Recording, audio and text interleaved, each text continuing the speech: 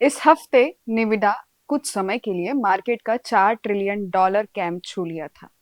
एक अकेली कंपनी की आखिर इतनी वैल्यू क्यों? अगर ये निविडा कोई देश होता तो भारत और जापान के बीच टॉप 5 अर्थव्यवस्थाओं में शामिल होता।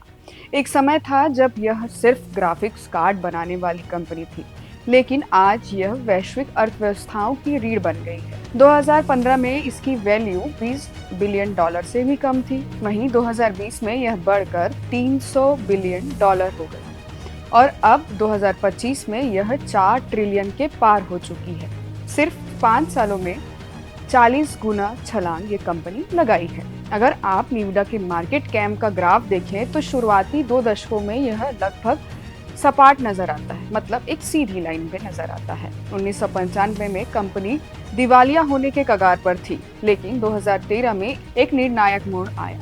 इस कंपनी के सीईओ जेनसन हुंगा ने महसूस किया कि जीपीयू सिर्फ गेमिंग के लिए नहीं बल्कि मशीन लर्निंग के लिए भी बेहद उपयोगी है।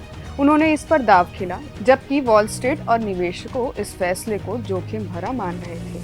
लेकिन हुंग का भरोसा था कि यह भविष्य है और उनका यह दाव सही साबित हुआ। अब सवाल यह उठता है कि जब भी कोई कंपनी $4 ट्रिलियन तक पहुंच जाती है तब क्या होता है? जब आप ही बाजार बन जाएं तो आगे क्या होगा?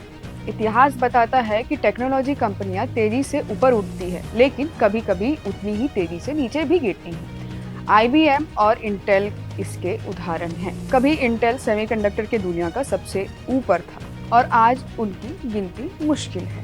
तो क्या निविडा भी उसी रास्ते पे चलेगी? संभव है, क्योंकि कोई भी कंपनी हमेशा के लिए नहीं बनी रहती। लेकिन निविडा शायद अलग है, क्योंकि वह सिर्फ एक प्रोडक्ट नहीं बना रही, वह एक पूरी तकनीकी आधारभूत संरचना बना रही है। एक ऐसा नेटवर्क जिस पर पूरी एआई इंडस्ट्री टिकती है। यह बात उसे बाकियों से अलग बना सकती है।